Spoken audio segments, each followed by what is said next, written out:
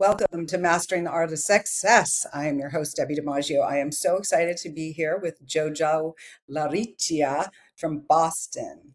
Welcome, JoJo. Thank you, Debbie DiMaggio from California. That's right. We're having a heat wave here, and you're having the It's opposite cold. weather. It's It's cold. cold. Thus, our outfits very, very different, not in the same room. So, Right. JoJo LaRiccia, CEO and visionary, transforming how leaders show up on video. JoJo LaRiccia is the super connector and video strategist at LaRiccia Media. She creates short form documentary and explainer videos, typically 5 seconds to 2 minutes, for clients handling script writing, filming, remote or in person, custom editing, and distribution across 100 plus platforms. Her background in 60 plus years in media started at age 11 at MIT, taking photography classes and later working in video production for 19 years at SCATV, now Somerville Media Center, including Dead Air Live, the longest running live TV show in the United States. She's also been involved in projects like MTV Basement Tapes and a PBS show called JoJo's DreamCart. JoJo specializes in organic video marketing and strategic placement so videos are seen by the right audience. She works with a wide range of clients, including lawyers, architects, realtors, accountants, high profile professionals, and tradespeople, crafting engaging, tailored content designed to spark curiosity, generate leads, and leave a memorable first impression. Welcome, JoJo. Thank you, Debbie. Thank you. So, did you see the picture of the goat with me on the goat I in didn't 19? because is Okay, oh yeah, there. 19, God. Oh my God. 1957. My mother hears a guy cruising down the street ringing a bell. And she said, "Oh my goodness, this is a perfect photographic photo opportunity." And there I am. Okay. So I am 4 years old Oh, in this picture. And it went from everything with wheels, from the goat cart to the push cart to the dream cart. So everything has wheels. It's like a whole story that was propelled from that moment in from that history. I Yeah. love it. Well, we're going to have to go back to the dream cart then because that sounds like a much bigger story than that Oh, cute little photo. it's a very big story. Yeah. Oh, I'm visual. So we're going to start your story because are you from Boston? I was born in the Italiano section of Boston. I Okay. lived there for the age of 2, so I really don't remember a whole lot, but I am the youngest of 4 kids. And All this right. has a lot to do with my Being, upbringing, because when you're the baby, you have to fight. You have to fight to be seen and noticed, and it's just so I was very competitive. I grew up with 2 older brothers and an older sister. So, and you I had to, love my family. We're very tight. We're close, but we're still competitive. oh my gosh. All right. So we're in Boston. Picture it, everyone. So your origin and story. You started in media. How is this possible? At age 11 at MIT. What sparked that early curiosity? And did you know that where you are today, that you would be here when you were growing up? Did you have any idea? Did you have a I plan that did. this would I do? did. I had I want to share a little something about me, because this is kind of like a little odd. I'm sitting on my front steps and I said, I am 11 years old and I have done nothing with my life. I feel like a failure. What 11-year-old kid thinks like that they've done nothing and that they're a failure, right? So I just So said to myself, this is going to be a defining moment for me in my life. What I choose today will be the whole trajectory course of my life. I mean, I knew this at the age of 11. Who knows wow, this stuff? no one. I'm even going to back up a little further. At the age of 4, I wanted to be a singer and a piano player, not a piano player, a piano. I couldn't say piano, so I called it piano. And I Okay. knew I wanted to be involved with the arts at the age of 4. but Wow. nothing really happened until the age of 11. Oh gosh, And you I'll wasted share, all this. I, I did. I did like, I don't know, 5 years. When you're a kid, that's a lot of time. So I'll share the story how it all began. My Okay. brother Joe wanted to be a priest. He went into the seminary. My dad got a beautiful camera for my brother Sal, my older brother Sal, and told my brother Sal, I want you to document your brother's journey into becoming a priest. And my brother Wow. Sal started taking these beautiful photographs. I mean, they were just incredible. And I said, I want to learn photography. So I was part of the local teen center. And the gentleman who was running the teen center, I said to him, I need to learn photography. Where can I go to learn photography? I said, there's a lot of competition in my family and I have to prove my self-worth. And he said, I don't really know. He said, but I'm a student. He was a student at MIT and his roommate was also a student, but he was teaching a course on photography at MIT 2 miles away. So he said, you could try, but it's unlikely that you'll get into the class because it's for college students. So this is where it really all began. I learned Wow. the art of people either saying yes or no. If you don't Mm, ask, you will never find out. So I go to MIT. I knew the address. I go there with my friend Petey. We take our bikes. Petey is still my friend to this day. And we take our bikes. I knock on the door, and Jeremy answers the door. I says, hello, Jeremy. I said, we heard there was a photography class and we want to take it. And he said, you can't take this class. You're kids. You're not MIT students. You didn't pay tuition to be here. And I looked at him and I said, do you think we rode our bikes here 2 miles to hear you say no? I don't think so. Jeremy caved. He didn't know what to do with that. So that's where it all began. We ended up in the photography class. There was about 8 people there. And they, the instructor Jeremy and the students thought we'd be there for 2 minutes and then we'd be gone. No, no, right. no, no, no. Took the whole class and Wow. we got a credit. I mean, we got an A. We didn't get a credit because we're not students, right? Right. Right. I asked my parents, can I build a dark room in the basement? I had all the clotheslines with the clothespins. You hang up the photographs, all the stinky chemicals, the trays of stuff. Everybody was saying yes to me. Yes, yes, yes, yes, yes. Oh yeah. And the funny Everyone was story for is, you. and you'll maybe understand this, but I came from a very strict Italian family. My Mhm. father was very strict, strict.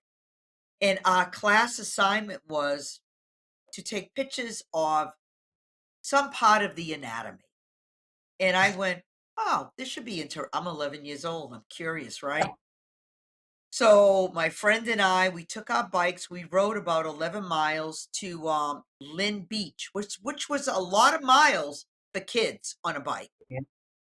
And it was a hot summer day. And I was very curious about boys and men. So I started taking pictures of men's chest and then the men in their bathing suits and I developed all these pictures of men. My Oh my father God. found my father found the pictures. He went bonkers. Oh my God. He went ballistic. Like, what are you doing? So he made me rip up all those pictures. Men's feet, men's arms, their hands, their Oh, muscles, what did you turn everything. And in I for would class? What'd you turn in for class? It was an Oh, I assignment. turned in all these pictures. I had it, and they were the people, the college students in the class, and they didn't really say anything. They just said, what could they say? You Right. knew that I was promiscuous at the age of 11, but I'm 11. I'm curious. I'm learning about the world. And I had all these men posing for me with their muscles, and it was great. It reminds me of my daughter. She was always very just, outgoing and she was like a little adult speaking to everyone like you were. That is so amazing. And so you took the whole class at MIT. Well, we took You the went photography class. you So took the I photography. did go to MIT. I wasn't like, You did go to and MIT. I wasn't a registered student. I kind of talked my way into this class, which Of course. was Well, you which were 11. which is, if you don't ask, you don't know. And someone can either say yes or they're going to say no. I write that in my book, The Mindset in Motion Method and Mindset in Motion. What's the worst? They're going to say yes or no, or they won't answer you, but no harm's going to come if you don't ask. My call after That's you right. was to an author I met online, and he's so generous with his time, Bob Berg. And I met him on Twitter, just complimenting something he wrote on Twitter, a positive quote, and we've become friends. So you just have to ask, you never know. So let's Right. pivot from the 11-year-old. So, okay, take us to how did you get into what you're doing today, and tell us a little bit about what Okay. you are doing. I have to tell you the timeline of the story because Yes. it's all Yeah. connected. My great grandfather invented the rubber balloon. He Wow. brought the balloon mold over from Italy into the United States, and he went to one of his friends, Neil Tittleston, and asked Neil Tittleston to help him to market the rubber balloon. And Neil Tittleston loved the idea, that he stole the idea, and Neil Wow. Tittleston patented the latex balloon. So we Oh, used a different material, but he loved the concept. So my grandfather got screwed. yeah. Anyway, that's how the story goes. What does this have to do with what I'm doing now? So I'm Your gonna time. fast forward. Yeah, I'm getting there.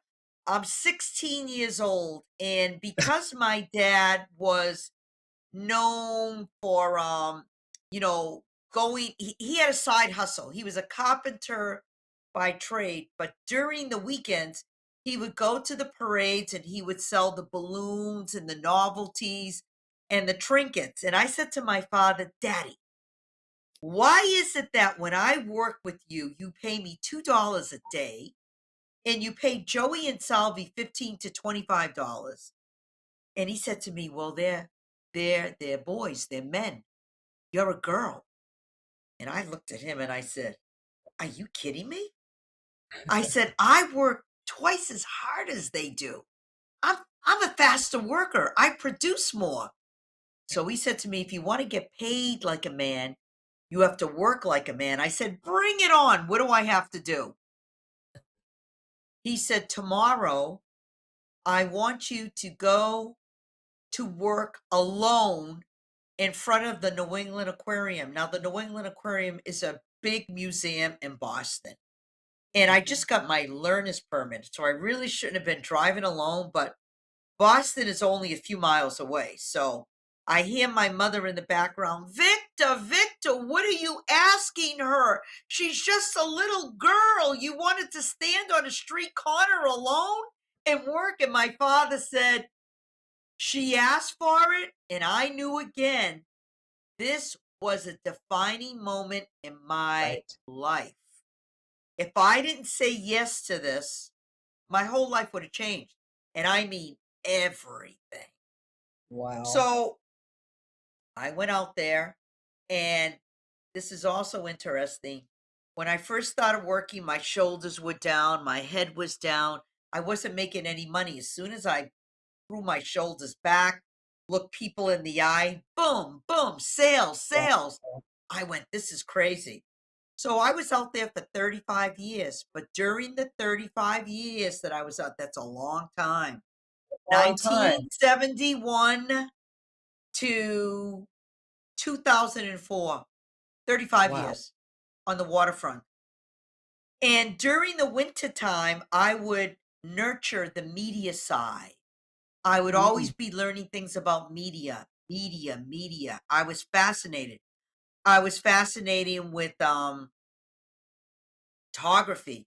I was fascinated with audio. Music. I learned how to play the guitar. I learned how to play the piano. I wanted to be I started to learn how to sing, and everything was the arts and media. And I always had these big dreams. So I went to pursue my career in New York. I lived in New York with a well-known person, which I can't mention his name, but he was an infomercial king. And I lived with him for a very short span of time. And I pursued my musical career, and I was told that I was too nice. This is 1986. No, not, excuse me, 1988.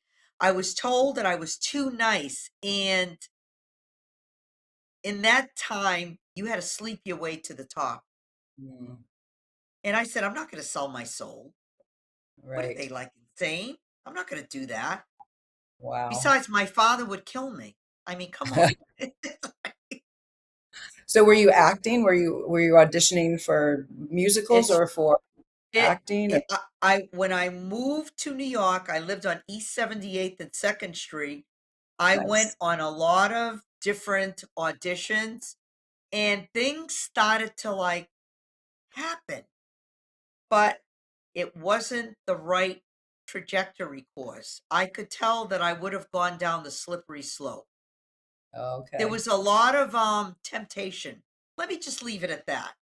Okay. There, Okay. Well, there was a lot of things that I wouldn't have been proud to be and do today. And I don't know, everywhere. I mean, I was a good person, but I was yeah, promiscuous. Not I wasn't evil. I was curious. right. And I Right. would find myself getting into unusual circumstances. I'm very lucky that I came out the way I did, Well, I'm glad. because things could have ended a lot worse in many situations. And while I was in New York, I kept I was kept I was being told all the time, you're too nice, you're too nice, you're too nice. So I decided that I would get involved with a children's TV show. But Okay. I was thinking, like, what can I do? But nothing ever happened. Um, and I'm jumping all over the place because there's so many things that happen in between, all the in between moments. And but you asking me, "Well, how did I end up here?" Well, Okay. So here, let's go back. Let's go back a minute. So go ahead. when did you go to Somerville Media and how did that shape who you are today? And tell us about Somerville Media. Somerville Media is a local access station in Somerville, Mass, and we are one of over 700 local access stations in the country. Our station won 8 years in a row, #1 in the country. And it's because of all the shows. I am part of that because I produce so many TV shows, Okay. like a lot.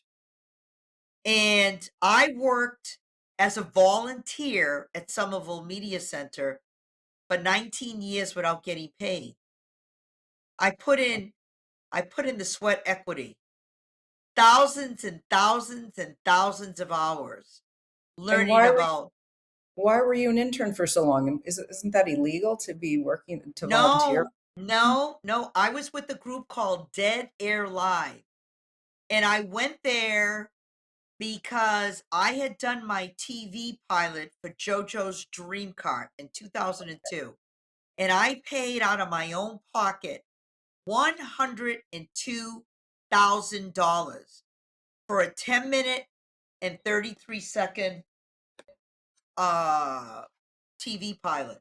This is JoJo's DreamCart, okay? And that was just a pilot. This was a pilot at Hearst Argyle, which is CBS. And I Okay. was told, why don't you go to the local TV station and see if you can get people to help you to do more episodes? I didn't have that kind. I was paying out of my own pocket.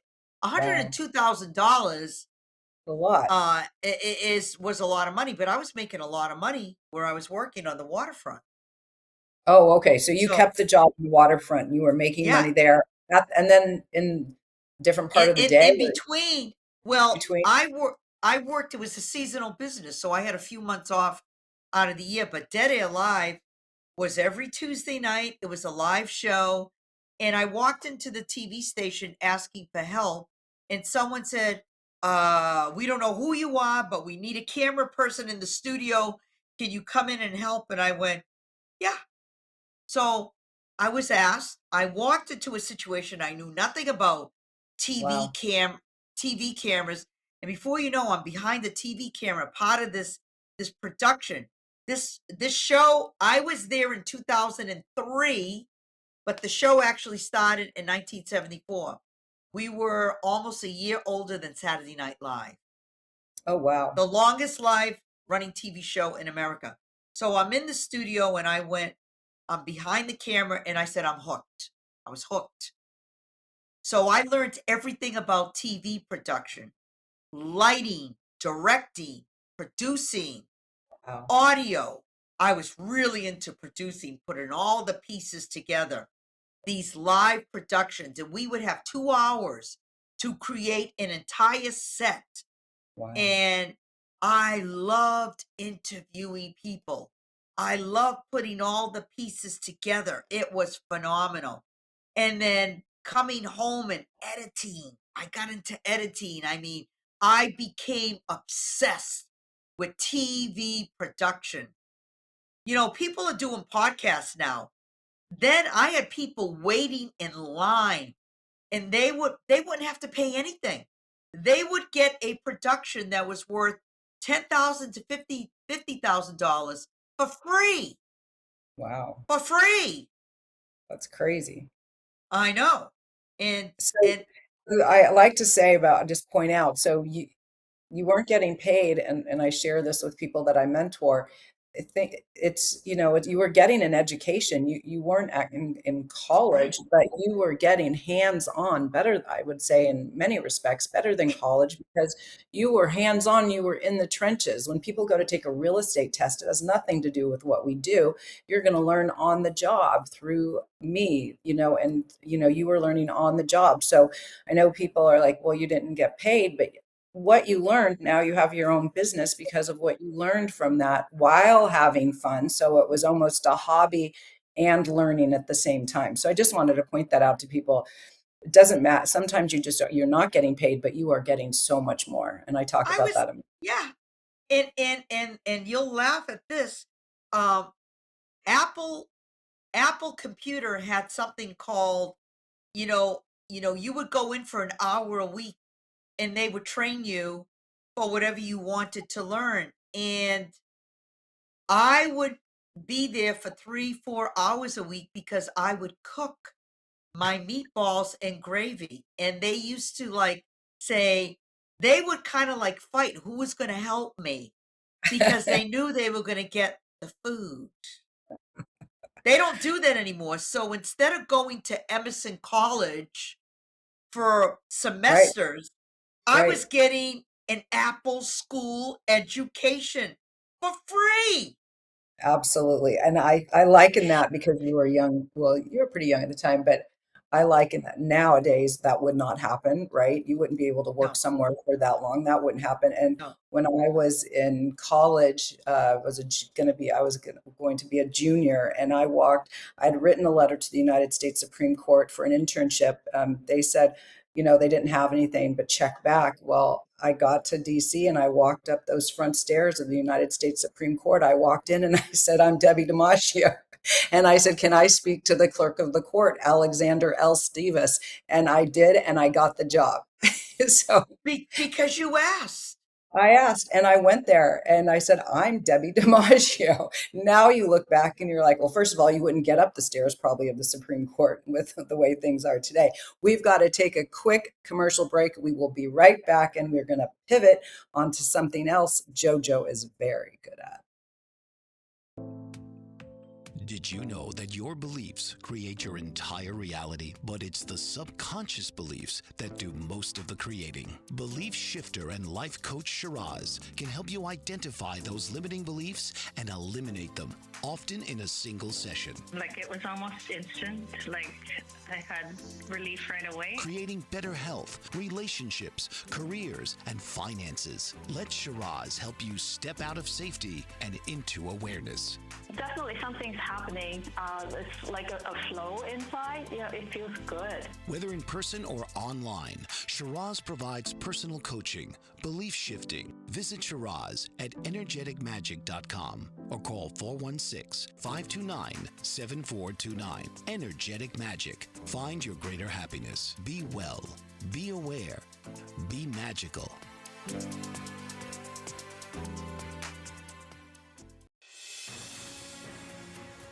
Mike Zorich, a three-time California state champion in Greco-Roman wrestling at 114 pounds. Mike, blind since birth, was born in Hartford, Connecticut. He was a six-time national placer, including 2 seconds, 2/3, and 2/4. He also won the Veterans Folk-Style Wrestling twice at 152 pounds. In all these tournaments, he was the only blind competitor. Nancy Zorich, a creative spirit whose talents have taken her to the stage and into galleries and exhibitions in several states. Her father, a commercial artist who shared his instruments with his daughter and helped her fine-tune her natural abilities, influenced her decision to follow in his footsteps. Ms. Zorich has enjoyed a fruitful career doing what she loves. Listen Saturday mornings at 12 Eastern for the Nancy and Mike Show for heartwarming stories and interesting talk. Welcome back to Mastering the Art of Success. I'm your host, Debbie DiMaggio. We are here with JoJo LaRiccia of Boston, Massachusetts, and you can hear it in her cute little accent. So you are a feisty 11-year-old, and you have not, well, let's start, you're a feisty 4-year-old and an 11-year-old, and you did not stop. So we're going to pivot from video for a little bit, and my question is, you call yourself a super connector, and I can relate to that. I know you are as well as myself. What does that really mean in today's world, being a super connector? That means opening up your book of people and sharing who you know with those who need your help.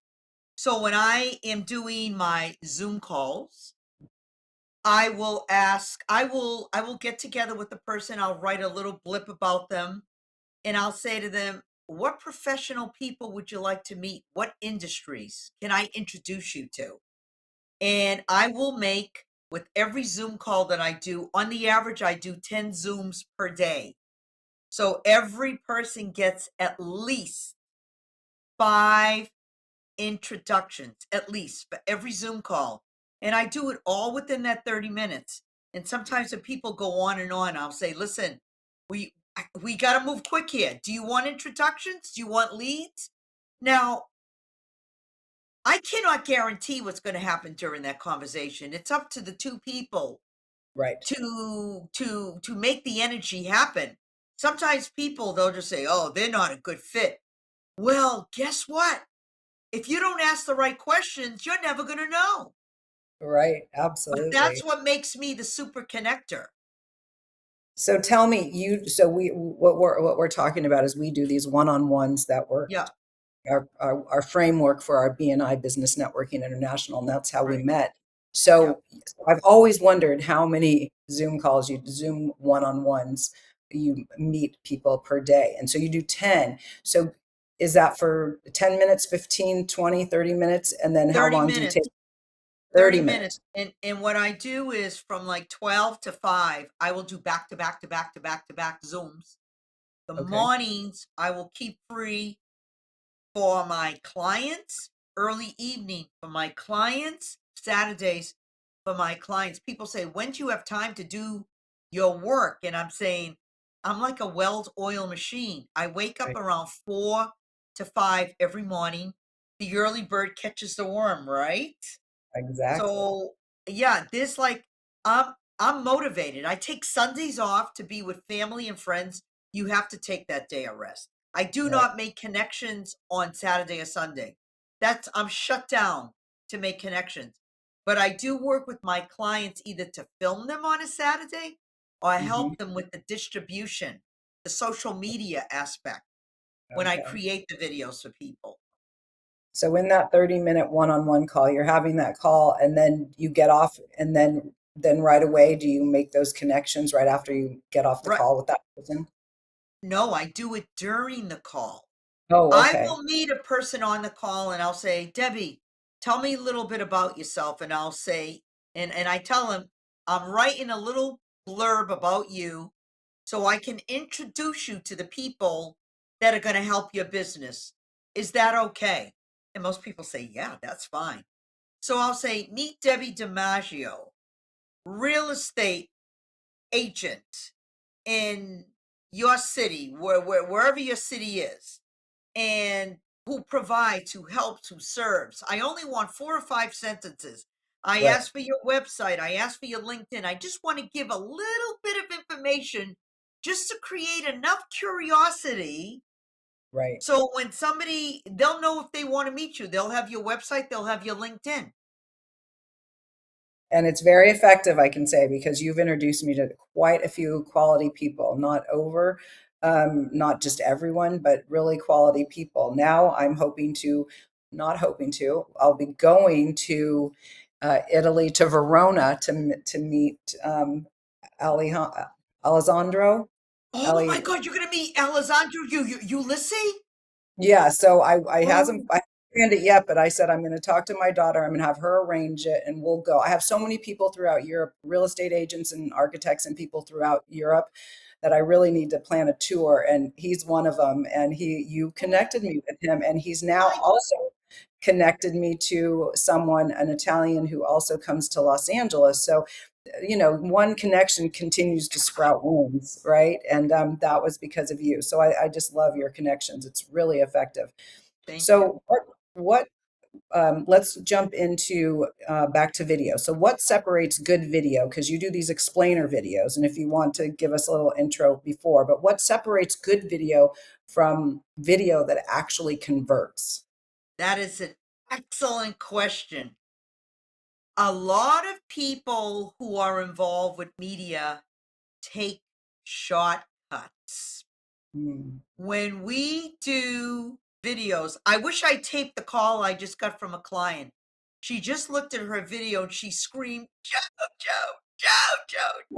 I said, are you okay? She says, I'm so happy I could cry. She said, I can't believe that you captured it perfectly. I wish Wow. we had done the same for you, but we're We're, yeah, but we're gonna go there. We we're have to working do on this.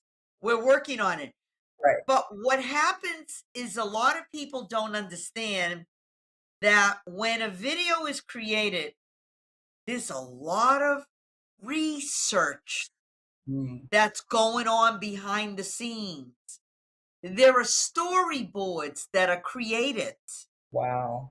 This, like, we are treating this like a short film, a short documentary style film. Every word that you say, every transition, there's Hmm. 24 frames in a second.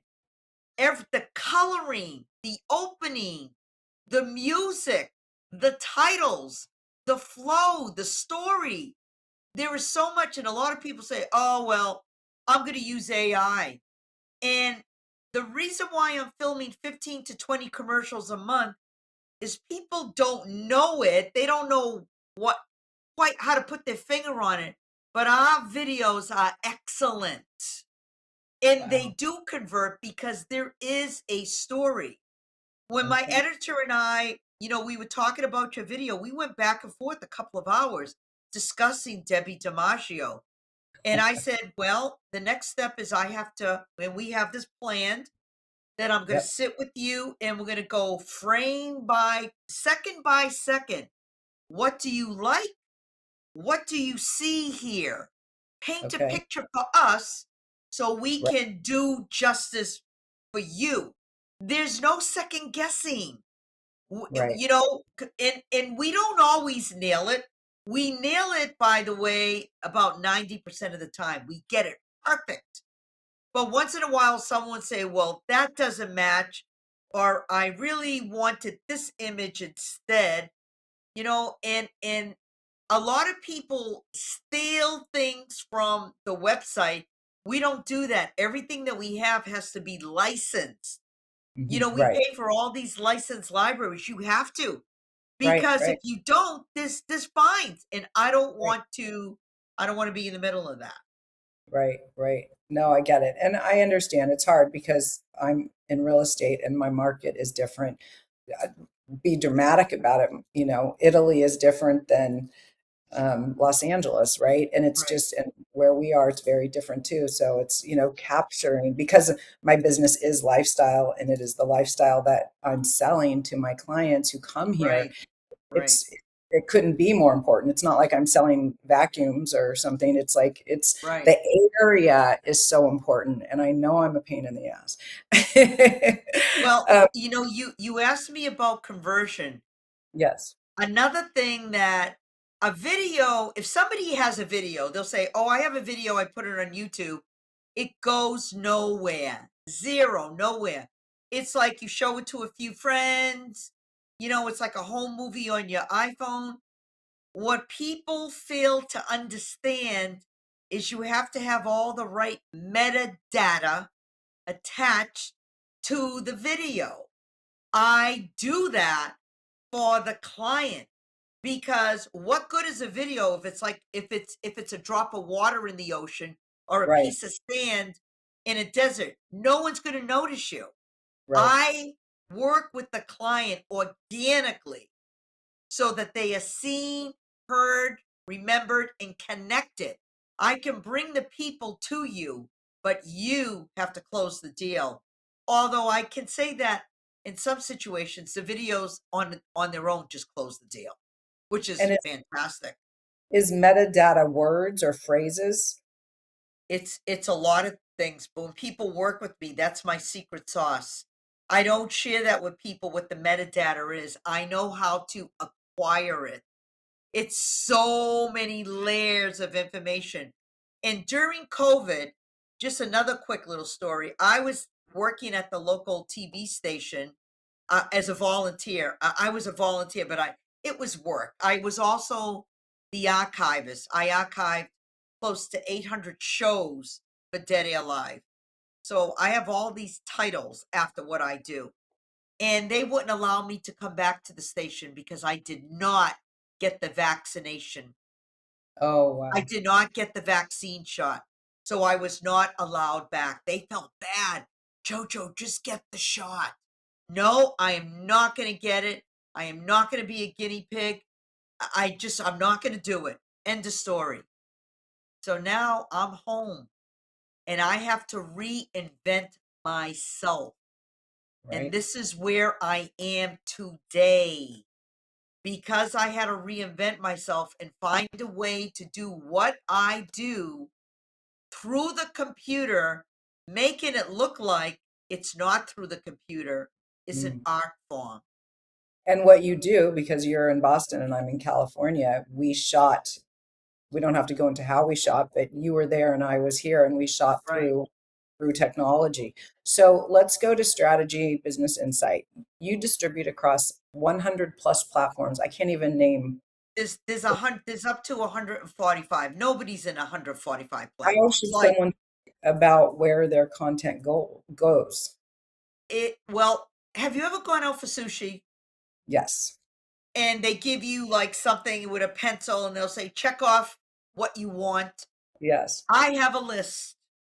When people work with me, they get the list and you choose where you want to be positioned. I tell everyone, if you don't recognize what it is, you never will recognize it.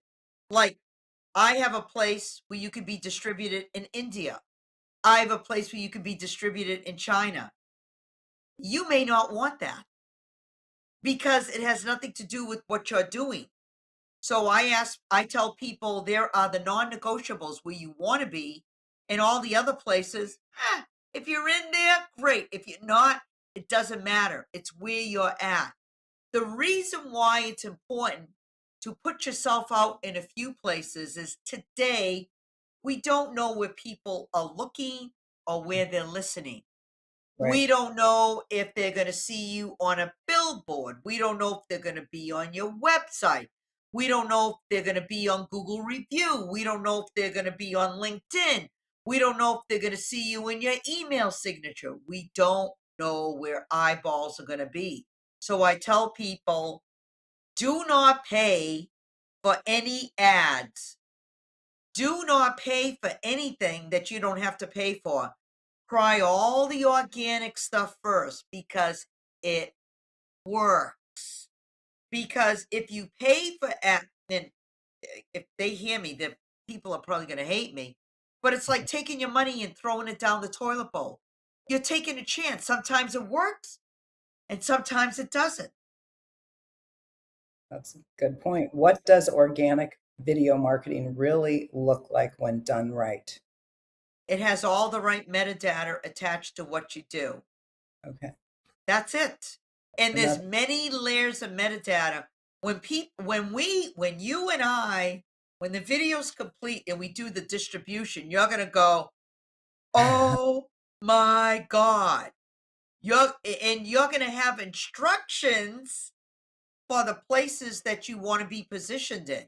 It's gonna help you in every facet of your business. I'm it sounds giving sounds like a people lot. Sounds like a it's lot of not work that you're going to give me. it really isn't. I met with a woman, she was overwhelmed and she said to me, "Oh my God, you're making this so easy." Okay. What marketing agencies and ad agencies do with you, I'm a hurricane in 3 hours. I just tell you, show up, don't be distracted, and be on your computer and don't have any other windows open. And we're going to work like lightning speed. And I And then we work with 1 hour each week. Well, you can't do this all at once because you would have, get burnout and you would want to sleep for a week. right, absolutely. How can someone stand out when everyone is posting video? Work with JoJo and you'll find out. It's that simple. Okay. What's the biggest mindset block you see people have being on camera? Some people don't like the way they sound. They Hmm. don't like the way they look. And I tell them, get over it. It's like you're sitting in my kitchen and I'm feeding you meatballs and gravy. Always goes back to the meatballs and the gravy. We Okay. come from that same family.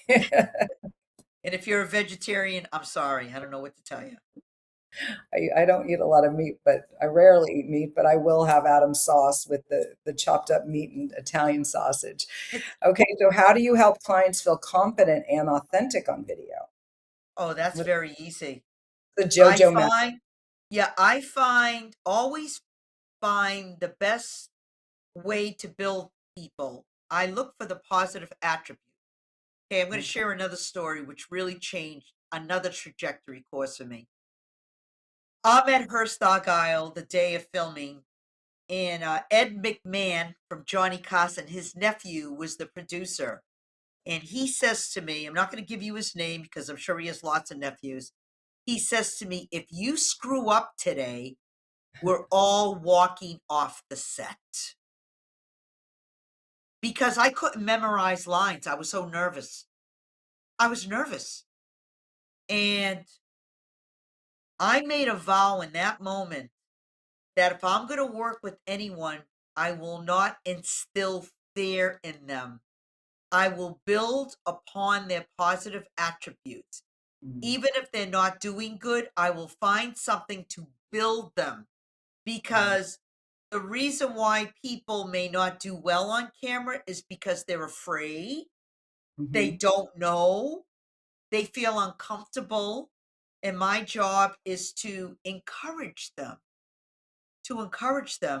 And I have a way of doing that. That's been one of my strengths. Right. Yeah. Absolutely. You're very good at that. What's one small shift someone can make today to improve their visibility immediately? Lighting Good. Very good. and Yep. and audio. Yes. People in the film industry, one of the highest paid people in the film industry, other than the actors, is the audio person. So You true. can have the best video, but if the audio is not right?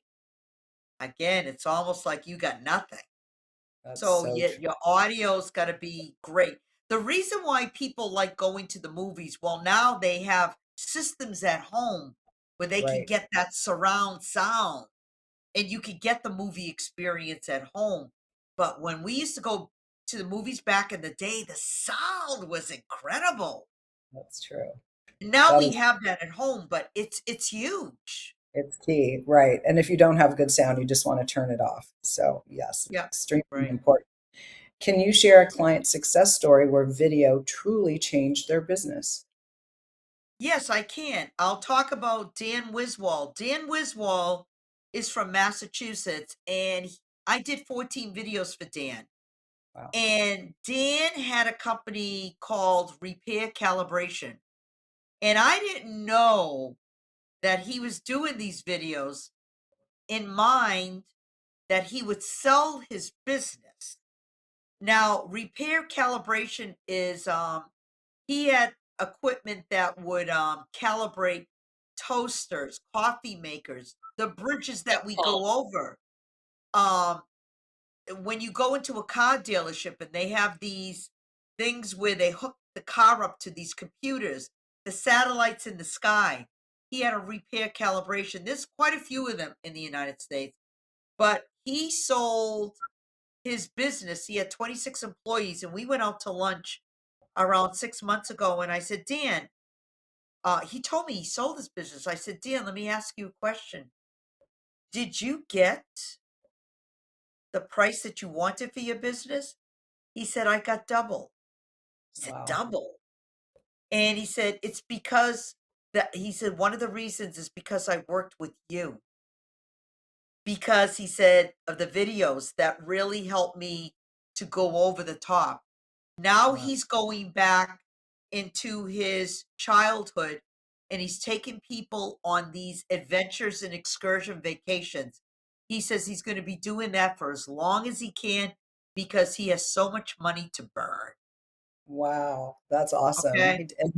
So would he do a couple videos a year, or is he doing? No. I did 14 videos for him like over a course of a year about his products. I mean, and the guy was fun to work with. He was a great person.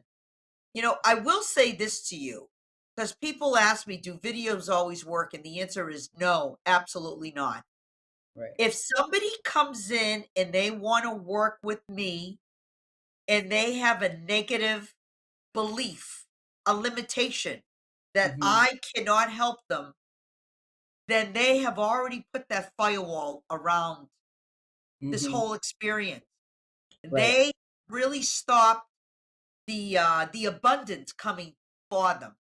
They Right. have they have done that on their own accord. If they say, I don't know if this is gonna work, blah blah blah, it's like I just want to say, stop it right now. Just Right. stop. So If you come in with a positive mindset, wanting to work with JoJo. So JoJo, how does someone get a hold of you to book a one-on-one call with you or to hire you to do their explainer video? they can text me. I give out my phone number 617-710-2848. 617-710-2848. Or my website's being rebuilt at lariccia.media.com. LARICCIA media media.com. LARICCIA media.com. Or they can email me at jojo@laricciamedia.com. And what would you tell your last question? What would you tell your 25-year-old self? What advice would you give your 25-year-old self when you were just, well, I Don't guess your 11-year-old self? Yeah. Don't waste time feeling bad about anything. And as my mother made me promise her before she died, speak up and let people know how you feel. Don't like hold things inside. Say Mm, what's on your mind, but be kind about it. right. Be kind. Be kind. That's my favorite. That's my favorite line. I love it. Well, JoJo, this was so fun to turn the tables on you and be the one to interview you rather than you interviewing me. And I really appreciate it. And I can't wait to meet with you next week. And we can go through my video, dissect it, and make it perfect. I've got the We right will. mind, and I'll be ready for you next week. All right. I love you, Debbie DiMaggio. You're such a beautiful soul. Thank you, thank you, thank you. And to all your viewers out there, they're really lucky to have you, Debbie DiMaggio. Thank you. Tune in each week for another episode of Mastering the Art of Success with host Debbie DiMaggio. Thursdays, 2 p.m. Eastern. Real stories, real strategies, real success.